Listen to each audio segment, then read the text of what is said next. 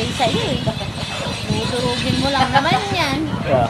Ay, di tahimik ang bebe. No? Oo, tahimik. Tapos magkakalat. Ay, kalap. Ay, baka makakuha ah.